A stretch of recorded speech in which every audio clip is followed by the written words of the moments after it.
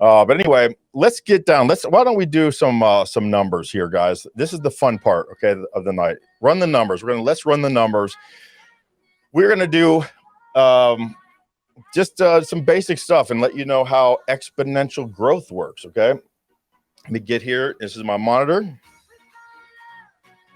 I love these toys, by the way. This is really sent you a question on a Facebook comment. I got a phone number, but I don't have a name to the phone number. Let's see. Hold on. Maybe I missed Sabria, Joanne, Christy, LinkedIn, Christy, Joseph. I don't think I got the question. Let's see. Sent you a question on Facebook comment 75. I don't want to give your phone number out, but if you just texted me, okay, try to put that comment in there or call me. All right. Or text me your question because I don't see it on LinkedIn, maybe for some reason, or Facebook, excuse me. I don't see your question, the 754 mystery texter.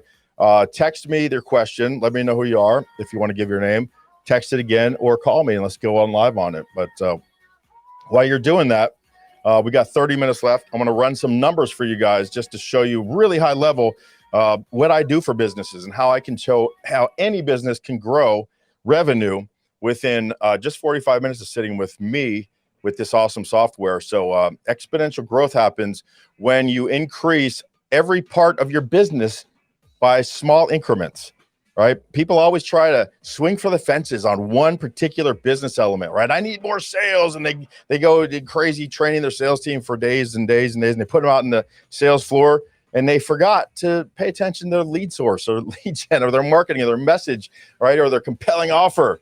They've been spending $20,000 on overcoming objections. And if they had a great compelling offer, they wouldn't need to overcome objections, right? So let's take a look how if you instead play the long game, people, play the long game, pay attention to your whole business, all the different elements, and we're going to show you what that does to your business. So let's, for fun, put in a fake business here. Let's say, and I'm going to show you here what I'm doing here. I'm just taking my little keyboard here and I'm writing in $250,000 for revenue. Okay.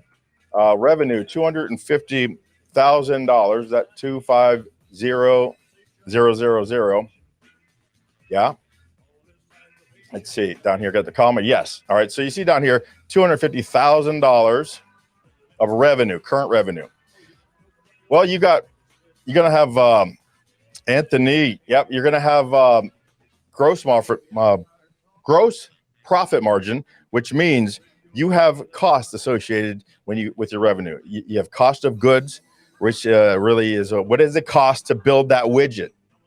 What does it cost for the elements, the material, the time, the things that are relative to building that unit? Those are cost of goods. And then you've got fixed expenses, and those are like the rent and the insurance and the admin people and the phone bills and things that you would have if you weren't building any widgets. If you sold no widgets, you wouldn't have to spend money on the material because you didn't sell any, but you still have rent, you still have admin costs, you still have insurance costs, you still have the vehicles, that in the fleet, and that kind of stuff. The gas associated with going door to door to deliver that stuff, that's the cost of goods. So you see the difference. Well, let's say that you spend 50% of your revenue on that, the cost of goods and that stuff. And let's say you go home with 20% total. That's what you walk home with. And that's a good number, by the way, 20%. A lot of people love 50%. That's a great number too. Most companies make about 3 to 4%, unfortunately. Also, most companies don't bill $1 million. And I was surprised by that because I've really only dealt with very large contractors and very large contracts. So when I found out that most companies in America don't bill $1 million a year, it made me sad because it's not that hard. It's not hard to bill $1 million. To generate $1 million revenue is not hard today. And we're going to show you how to do it. But let's start with this, a real number, $250,000, 50% gross profit margin, 20% net. That means that's what you're walking home. And let's say we're charging in US dollars. So here are these elements, people. Cutting the cost. Okay, I'm going to make this a little bit bigger for you so you can read it. All right. Cutting the cost, marketing, dominating position, compelling offer, right? Increasing your prices, upselling and cross-selling, bundling, downselling additional products and services, drip campaigns, alliances and joint ventures, more leads in digital marketing. Let's say these 12 foundational issues, if you paid a little teeny bit of attention to them, most people will say, "Oh, you know, I could do if I paid attention, I could really make a difference." 10% across the board, right? 30%. Could you do 3? 1, 2, 3. Who in this audience would be willing to say 3 is too much? 3%, right? And not all at once. One thing at a time. Identify the priority. Identify what moves the needle. Identify your cash flow items and move that needle 3%. Okay? If you did that, your 250 would turn in another $96,000 of revenue. And I'm hiding big reveal behind my back right there. That's profit. All right? Remember, the profit before was $50,000. 20% of 250 is 50. Okay, 250 is 50. 20%, so 50,000. You build another $100,000 if you just do 3% across those 12 elements. All of a sudden, ladies and gentlemen, I'm going to take. I wish I had a drum roll. I don't have a drum roll, but I'm going to take myself here. And I'm going to go, whoop, whoop, whoop, bring me down. $50,000 was the original current profit, 20% of 250. But remember, the fixed costs are already covered in that 250. That 250 already covered your fixed cost. All you're paying now is the cost of goods sold, the 50%, remember? So now 50% of any more things that you get or sell is your profit. Your profit goes from 20% to 50%.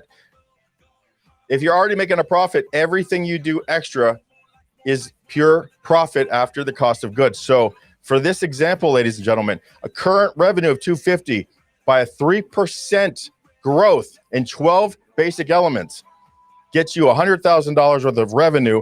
But look, you get a $50,000 worth of profit. You double your profits. How's that? Carnival style, right? Remember the tilt-a-whirl? Woo! This is how it gets done. This is how business is done, ladies and gentlemen. Small changes, small incremental changes, purposeful, direct, compelling changes contribute to very large gains in your business. Exponential growth. That's how it works. I'm not going to go too much deeper in that because I got a great question on here, but I'm going to say, woo! Put the fireworks out there. I'm going to, I hope you like that, wet your whistle there. And if anyone wants more, you didn't even see the best part. I could have gone deep dive on that thing to 40 business elements, ladies and gentlemen. 40 business elements. Blows your mind, this exponential growth, okay? I'm going to read this text now, okay?